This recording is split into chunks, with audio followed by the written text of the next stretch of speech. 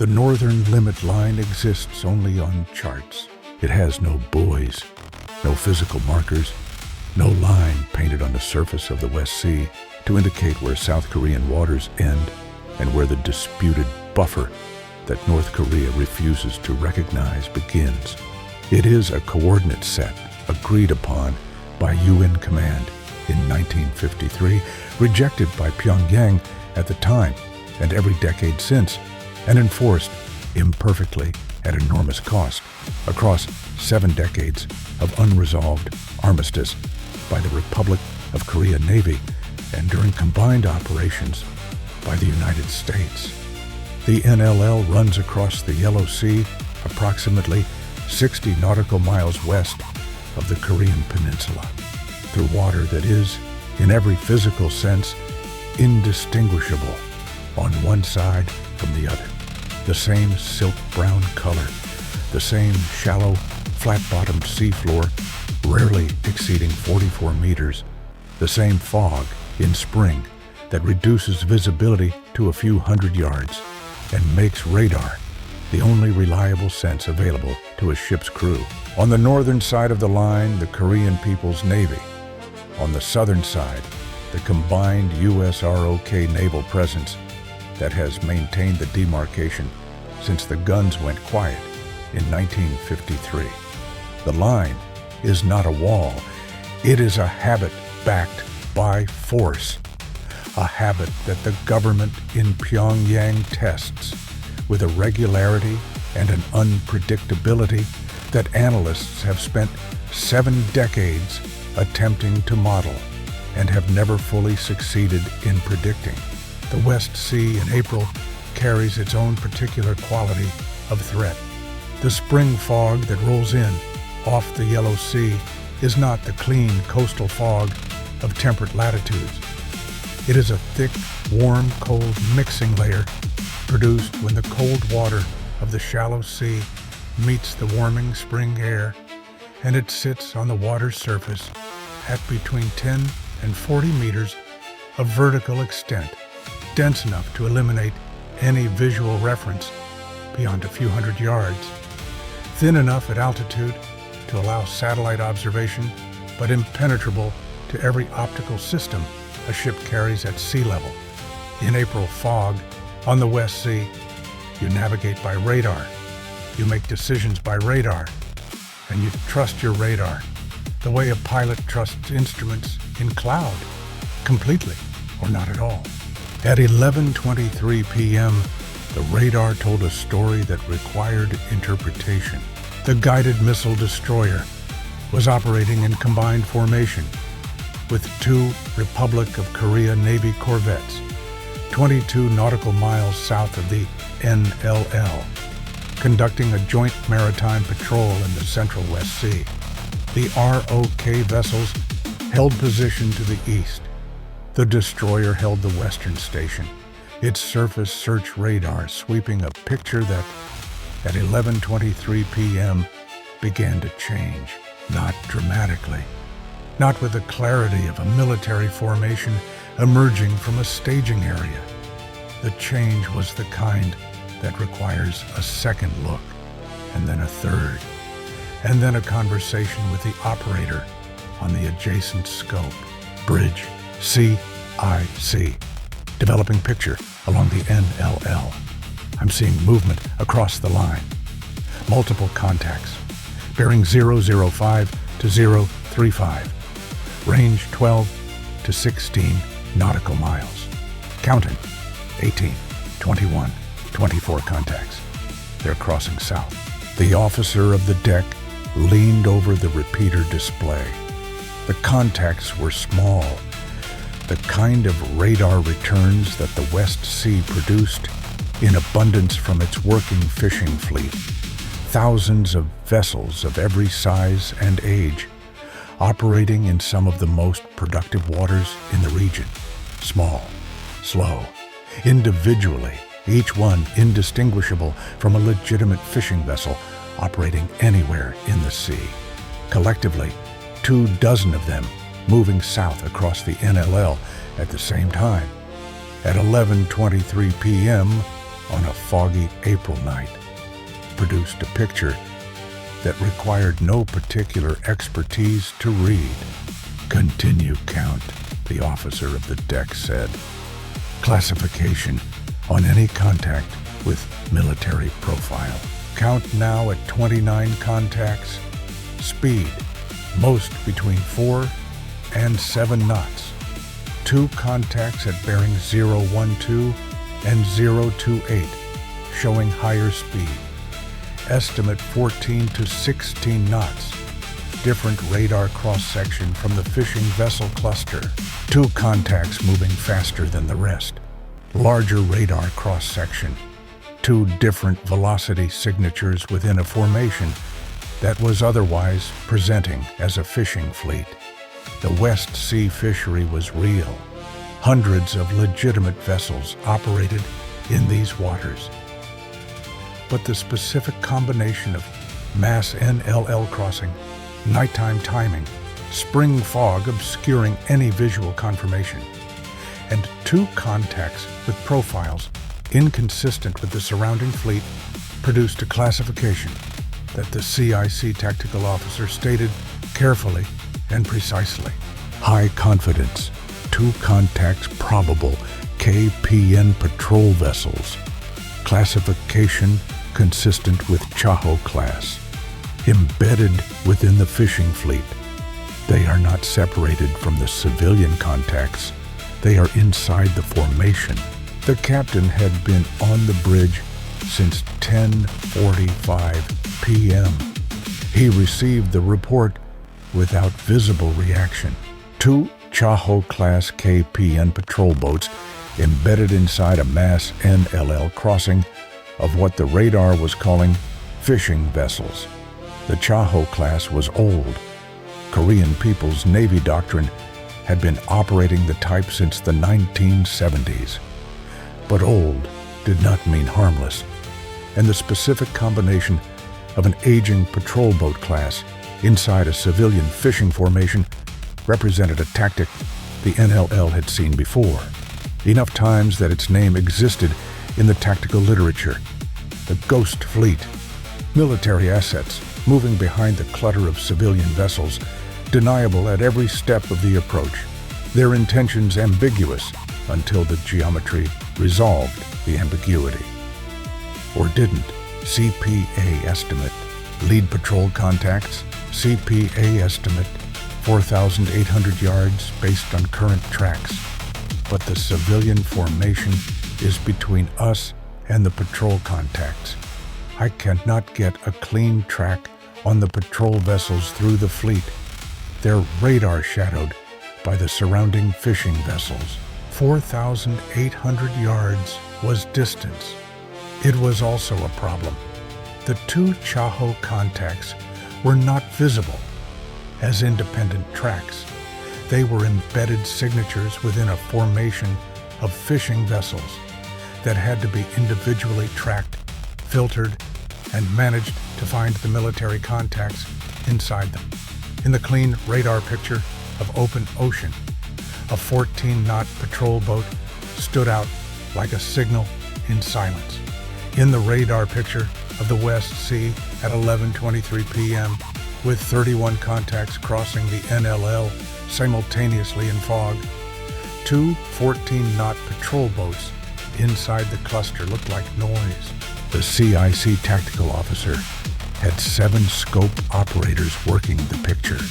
Every one of them was doing a version of the same cognitive task, looking at the collection of returns on their display sector, comparing speed and course and radar cross-section, trying to find the 2 contacts that were not what they claimed to be inside a formation of contacts that may or may not have been what they claimed to be. It was not a search for a needle in a haystack. It was a search for 2 specific straws in a haystack. The cost of what was moving toward them on the radar was not straightforward to calculate. 31 fishing vessels at their individual replacement values represented a fleet investment in the tens of millions. But these were not the primary concern. The two Chaho-class contacts, each valued at approximately $8 million in replacement terms, were not expensive. North Korea's naval budget did not produce expensive things. What they produced was unpredictability, and unpredictability in the West Sea at night in fog, operating inside a civilian fishing fleet, was worth far more than the hull value of any individual vessel. At 11:29 p.m., the count reached 34. Our 34 contacts across the NLL, 2 confirmed probable KPN, CPA revised, 3,900 yards. Formation is spreading laterally. The fishing fleet is distributing across a wider front. The lateral distribution was significant. A fishing fleet crossing en masse in a tight group was one technical problem. A radar picture dense but localized. A fishing fleet distributing across a wider front was a different problem.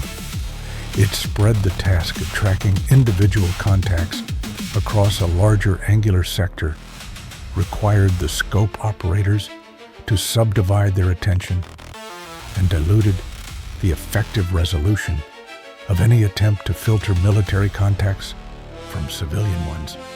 Whether the distribution was intentional or the natural spread of vessels following individual headings did not change its tactical effect. The effect was the same. The radar picture was getting harder to read. Our OK Corvette is requesting coordination. They want to establish a joint picket line on the NLL. The captain considered this for 4 seconds. Acknowledge. Hold for my instructions. Do not commit to a picket. A picket line on the NLL meant the ROK corvettes moving north to the boundary. A maneuver that would place ROK vessels in direct proximity to the crossing fleet and potentially create a confrontation geometry between Allied forces and a formation whose military content was still not confirmed. The ROK Navy had the operational authority and the institutional motivation to be aggressive in NLL enforcement. The captain understood the alliance structure. He also understood that committing Allied vessels to a confrontation geometry before the military contacts inside the fleet were positively identified and tracked created a situation in which 32 civilian fishing vessels would be part of the confrontation envelope. And the rules of engagement for that situation were written in a language considerably more complicated than the rules of engagement for a military-on-military confrontation. He wanted to know exactly what he was dealing with before he committed anyone to any geometry. At 11:33 p.m., the first friction arrived. The surface search radar's primary transmitter registered a power anomaly, a 4% reduction in output energy for 11 seconds. Self-correcting, cause unknown, power supply fluctuation most likely. The kind of minor electrical event that the engineering log would receive as a routine entry in normal operating conditions.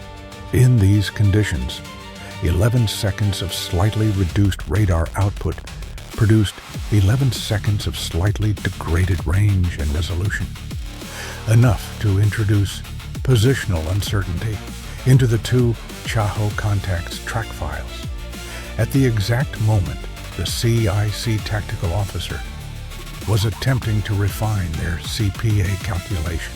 When the radar output normalized, the track files reconstructed within 14 seconds, but the Chaho contact's position estimates had expanded. The confidence ellipse around each contact's plotted position had grown from a circle with a radius of 50 yards to a circle with a radius of approximately 200 yards. Not a lost track, not a failed classification, but a less precise understanding of exactly where the two patrol vessels were inside a fishing fleet that was now less than 3,500 yards from the destroyer's position. CPA, 3,400 yards. Patrol contacts, estimated. I have them bracketed, but not pinpointed. The fog was uniform at this hour. The radar confirmed it in the way radar always confirms fog, by showing its own limitations. The sea clutter filter was working to eliminate returns from the water surface, but the fog's moisture content was scattering the radar energy in a way that produced a faintly elevated noise floor across the entire display. Not enough to lose contacts, enough to make the weak returns at the edge of the fishing fleet's formation slightly more ambiguous than they would have been in clear conditions. The West Sea in April fog, with 34 contacts crossing the NLL and 2 of them not being what their radar signature claimed, was asking the CIC crew to perform a task that their equipment was designed to assist, but not to complete, alone. The equipment filtered. The humans decided. At 11:37 p.m., the Seahawk crew moved to the flight deck on the captain's order. Not cockpit, deck. Standing by the aircraft in their flight gear in the April night, with the fog reducing their visual range to approximately 200 yards from the flight deck's edge. They could not see the approaching formation. In the fog, at night, on the West Sea, there was nothing to see. There was only the radar, and the radar was showing 34 contacts at 2,900 yards and closing. The captain's intent with the deck positioning was specific. The Seahawk carried its own surface search radar, smaller, shorter range, but operating at a different frequency than the ship's primary system. 2 radars at 2 frequencies looking at the same target area produced complementary data sets. Targets that absorbed one frequency and scattered another appeared differently on the 2 systems, and the comparison between them could, in some circumstances, help distinguish radar-absorbing military hulls from the simpler steel construction of civilian fishing vessels. At 11:39 p.m., the Seahawk launched. Low altitude, 200 feet, just below the fog base, its own radar sweeping the formation ahead in the 2nd frequency, while the ship's primary system continued tracking from the surface. The helicopter's position, 200 feet above the sea surface, gave it a slightly elevated viewing angle on the radar picture, which produced a slightly different look-down geometry on the contacts below. The combination of the 2 radar pictures, ship and helicopter, began to produce something the CIC tactical officer had been trying to develop for 16 minutes. Differentiated tracks, bridge, CIC. Seahawk radar integration providing refined tracks. I now have 2 contacts with high confidence Chaho classification, bearing 010 and 024, range 2,400 yards. Both contacts are in the inner portion of the fishing fleet. They are not at the periphery. They are centered. Deliberate positioning. Centered. The 2 patrol boats were not riding the edges of the fishing fleet where they would be most visible and most accessible for identification. They were positioned in the center of the formation, surrounded on all sides by legitimate fishing vessels, shielded from direct approach, embedded in a way that maximized the difficulty of any response that tried to address the military contacts without simultaneously confronting the civilian ones, 2,400 yards. The combined formation was moving south at its average speed, CPA, with the overall formation boundary, 1,800 yards in approximately 12 minutes. At 11:43 p.m., the second friction arrived, this time from the Alliance. The ROK corvette to the east transmitted an urgent coordination request. The ROK commanding officer had received guidance from his fleet command, separate guidance from a separate chain of command, directing him to establish visual contact with the crossing formation and broadcast a warning on the NLL emergency frequency. The ROK's rules of engagement for NLL crossings were more permissive in certain response options than the U.S. rules. The ROK commanding officer was operating within his authority, but a visual contact attempt in fog at 11:43 p.m. with the ROK corvette needing to close to within several hundred yards of a 34-vessel formation containing 2 embedded KPN patrol boats created a geometry the U.S. captain had not planned for and could not fully control. He could not order the ROK commanding officer to stand down.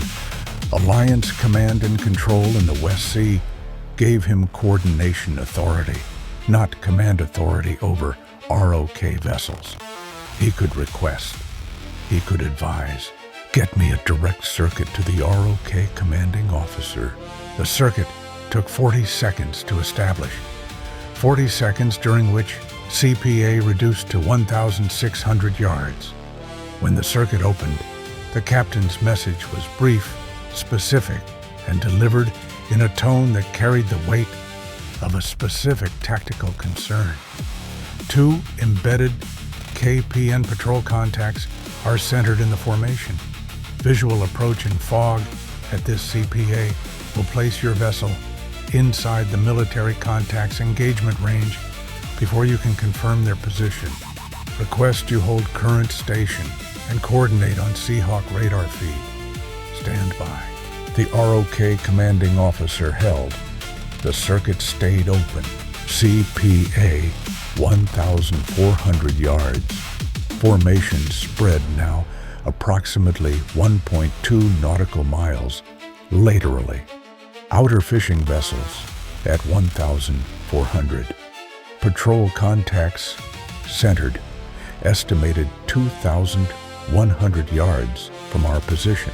The geometry had a specific quality. The outer fishing vessels were closer than the embedded patrol boats because the patrol boats were centered and the fishing vessels surrounded them.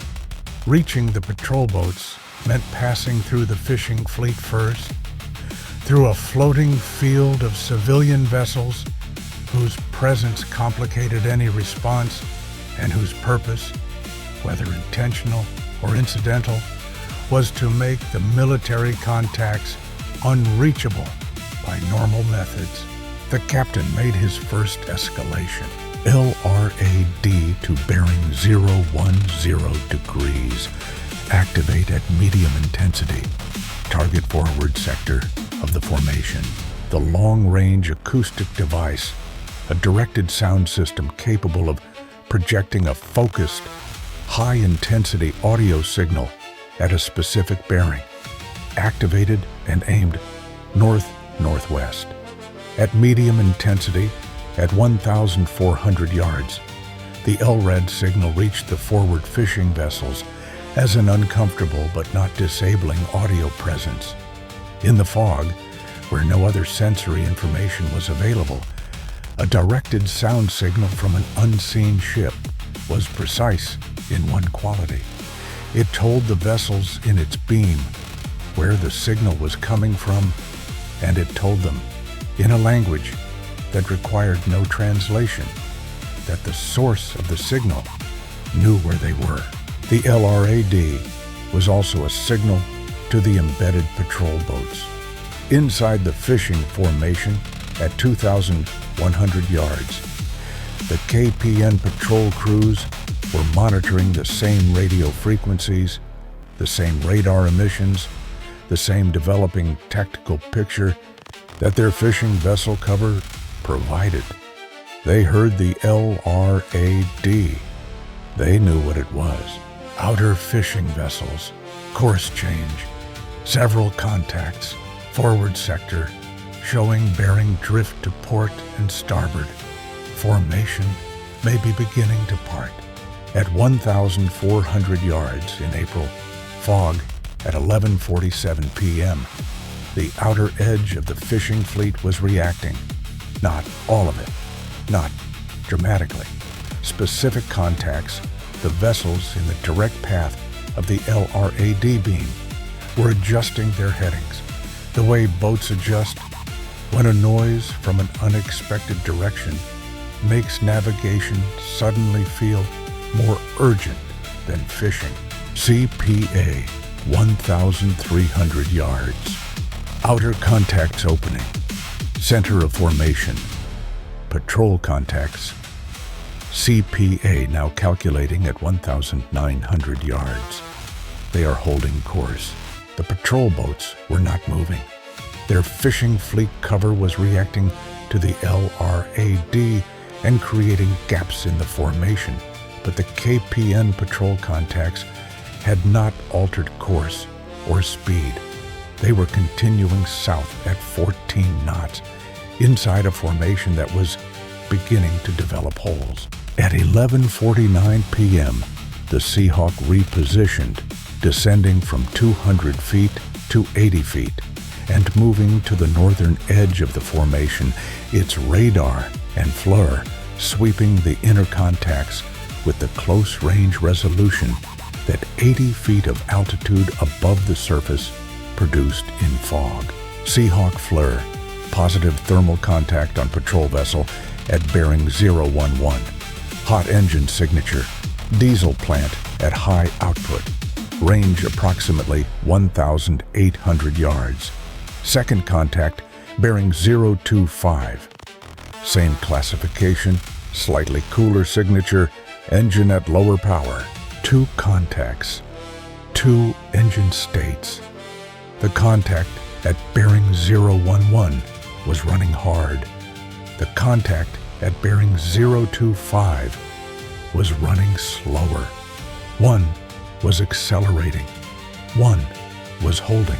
The accelerating one was accelerating toward the gap that the LRAD had opened in the fishing fleet's forward sector.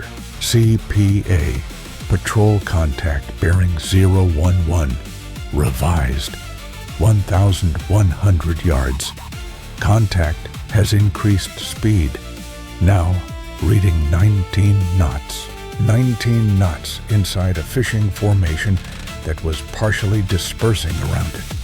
The KPN patrol boat at bearing 011 had made a decision. The fishing fleet was no longer providing the cover geometry it had provided for the past 30 minutes. The gaps in the outer ring produced by the LRAD's acoustic effect on the civilian vessels had changed the tactical picture. The center of the formation was no longer shielded on all sides, and the patrol boat captain, with the cover partially reduced and a U.S. Seahawk at 80 feet overhead sweeping his hull with FLIR, had accelerated. The helmsman's hands tightened on the wheel. The standing order was course 185 degrees, the patrol station heading.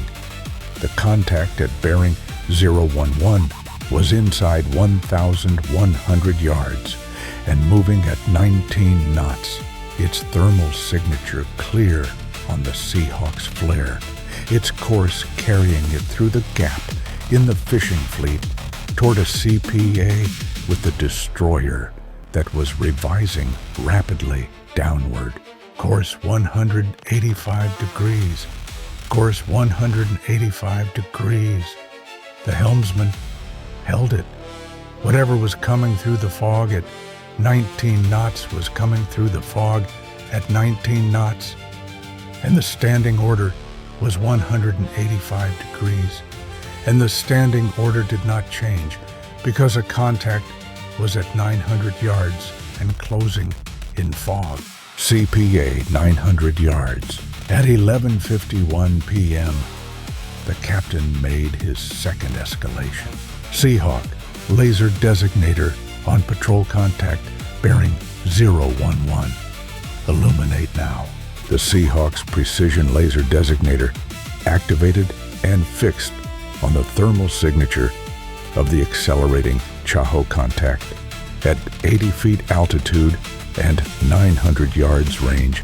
The laser spot on the patrol boat's forward superstructure was, from the KPN crew's perspective, coming from directly above, from an aircraft that they could not see in the fog, but could hear, whose radar they had been tracking for 18 minutes, and whose laser was now marking them with a precision that left no ambiguity about what had been found and what was being tracked. The patrol boat at bearing 025, the second contact, the one at lower engine power, had not accelerated. It had, during the preceding 2 minutes, made a 4-degree course adjustment to port that the CIC was now tracking as a developing turn away from the destroyer's position. The accelerating contact at bearing 011 held its speed for 11 more seconds after the laser activated. Then, a speed reduction, 19 knots to 14, 14 to 9. The course held for 4 more seconds and then adjusted.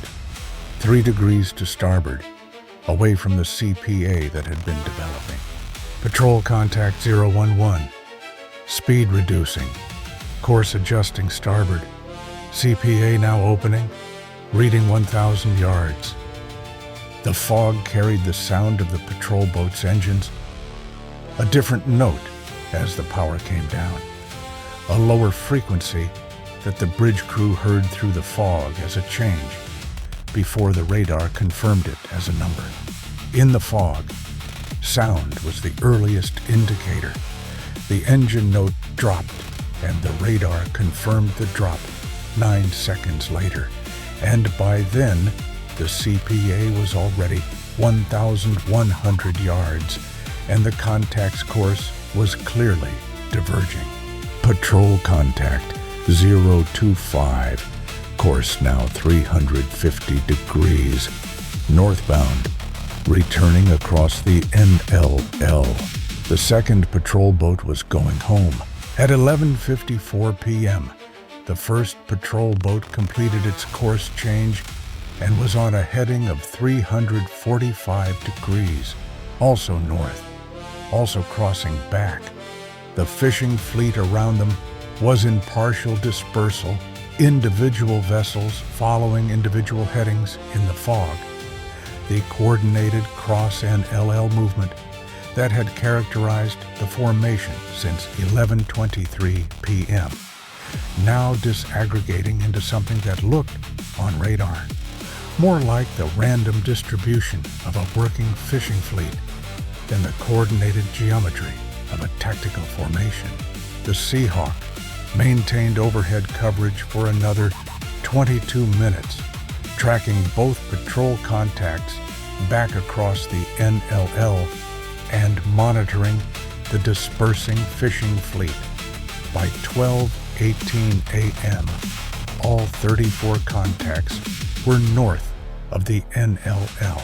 The destroyer held course 185 degrees throughout.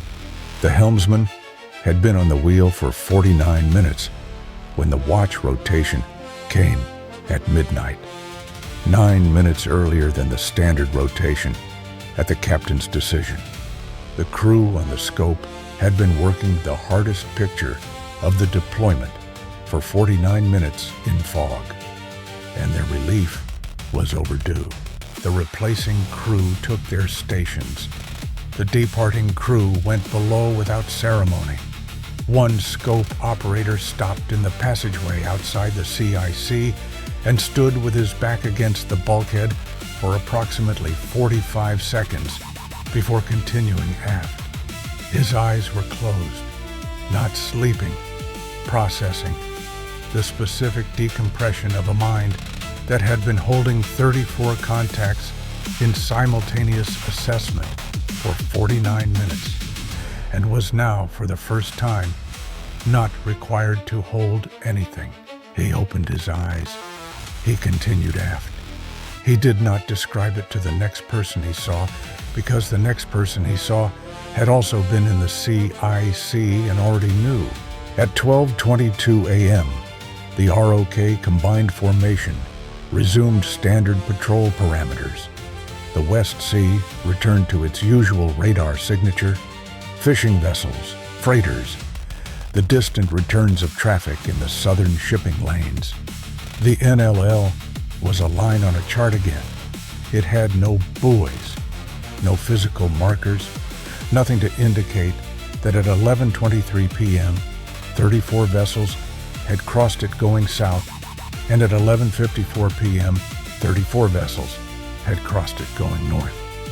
And that between those two moments, the line had meant everything it was ever supposed to mean. 2 KPN patrol contacts embedded in 34 crossing vessels, 49 minutes from first detection to NLL recrossing, 900 yards, closest point of approach, accelerating patrol contact, 0 course deviations, 0 knots reduced from patrol speed, 0 contact with the fishing formation. The northern limit line has no buoys, no markers, no paint on the water.